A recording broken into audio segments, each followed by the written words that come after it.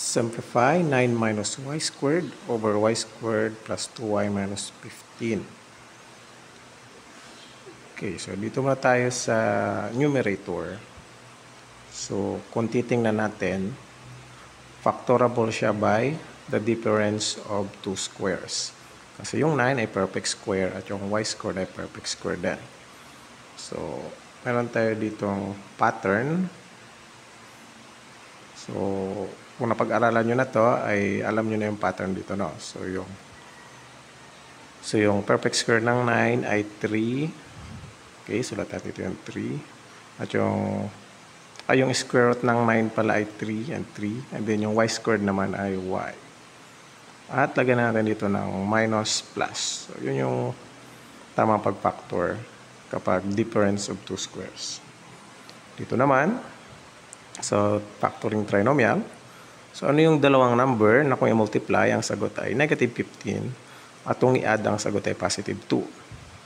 So, yun ay meron tayong 5 and negative 3. 5 times negative 3 equals negative 15. 5 minus 3 equals 2. Okay, sulat na natin dito. So, y squared, dalawang y. And positive 5 and minus 3. Ayan, tingnan natin. Meron bang pwedeng i-factor, ay i-cancel? So, wala pa siyang common expressions. So, ang gagawin natin, ilagay natin sa unahan yung variable. Ito yung 3 minus y, 3 plus y. So, yan ay magiging negative y plus 3. So, yun, no? And then, y plus 3. Ayan. O, kopya na natin yung sa baba.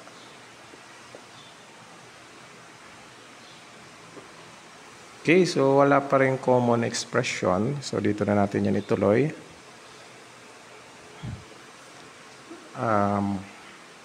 Eto. Kailangan maging positive yung leading term yan. So, para maging positive yan, ilabas natin yung negative. So, dito, wait lang.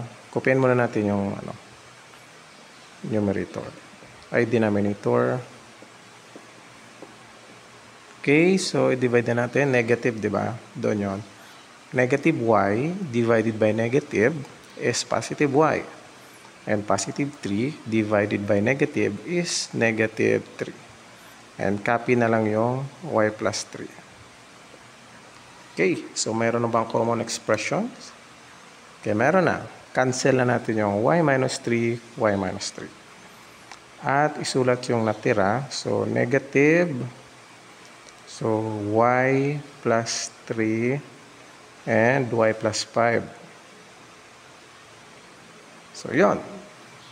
So, meron pang negative. Ituloy na natin. So, negative times y, negative times positive 3, negative 3 over y plus 5. So, ito na yung simplified form. Yan. Simplified form ng y minus y squared over y squared plus 2y minus 15.